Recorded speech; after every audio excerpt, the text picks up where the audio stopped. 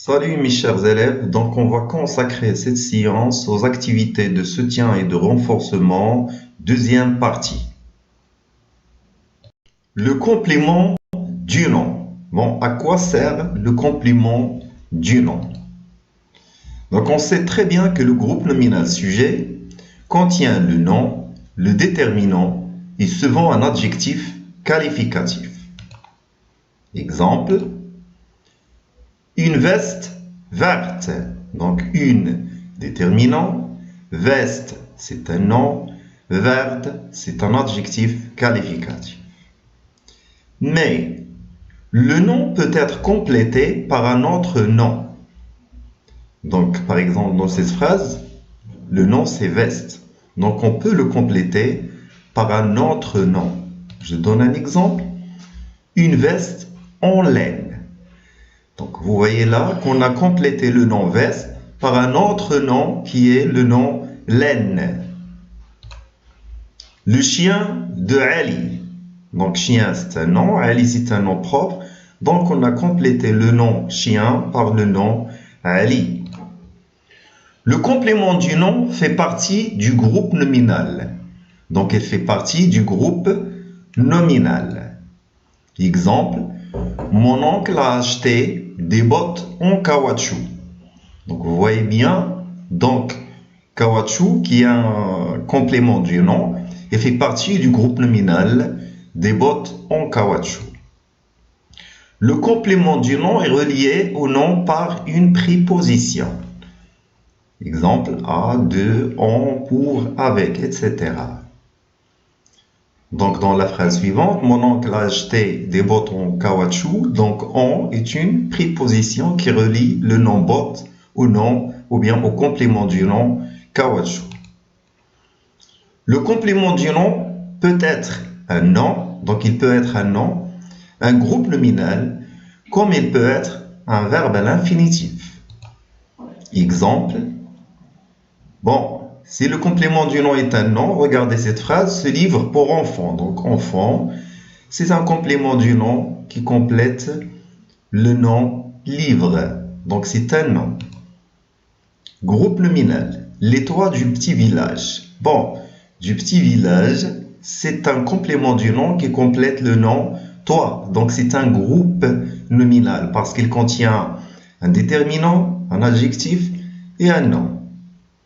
Verbe à l'infinitif, le faire à repasser. Bon, dans cette phrase, le faire à repasser, donc on a complété le nom faire par un complément de nom qui est un verbe à l'infinitif.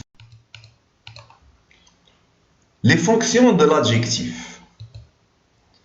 Dans une phrase, l'adjectif qualificatif peut être épithète. Bon, que veut dire épithète? Lorsqu'il est placé à côté du nom. Donc, lorsqu'il est placé à côté du nom. Exemple, une maison immense. Donc, immense, c'est un adjectif qualificatif qui qualifie le nom maison. Donc, il est juste à côté.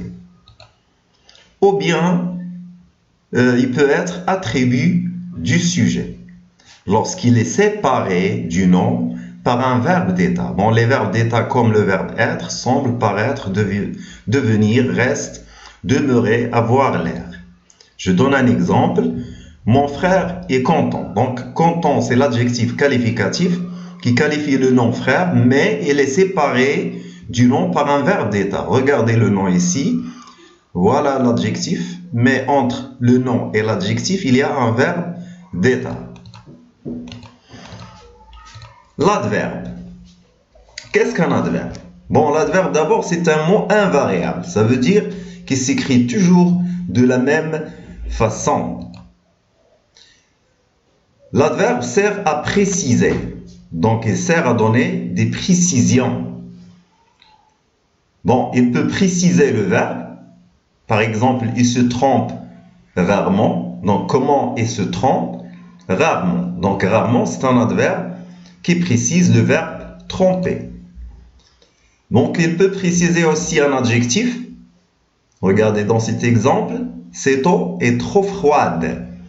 Bon, observez bien. Donc, l'adjectif ici, c'est froide. Donc, on l'avait précisé en ajoutant un adverbe qui est trop. Bon, il peut préciser encore un adverbe. Donc, l'adverbe peut préciser un autre adverbe. Par exemple, on pourrait se voir plus souvent. Donc, regardez, souvent est déjà, c'est un adverbe de temps. On l'avait précisé par un autre adverbe qui est plus. On peut distinguer deux catégories d'adverbes. Donc, on peut distinguer entre deux catégories d'adverbes, ou bien on peut différencier entre deux catégories d'adverbes.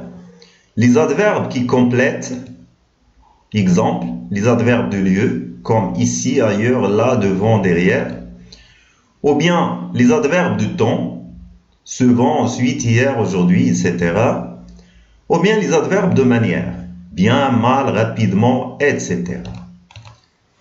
Il y en a les adverbes qui modifient. Par exemple, les adverbes de quantité. Beaucoup, trop, moins, trop, peu, etc. Ou bien les adverbes de doute. Peut-être, sans doute, probablement. Ou bien les adverbes d'affirmation. Exemple, oui, certes, assurément, certainement. Ou bien les adverbes de négation. Ne pas, ne point, ne jamais, etc. L'attribut du sujet. Que veut dire l'attribut du sujet?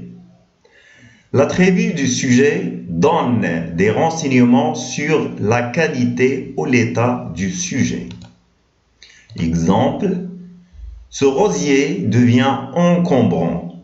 Bon, ce rosier devient quoi? Encombrant. Attention, je pourrais dire ce rosier devient quoi?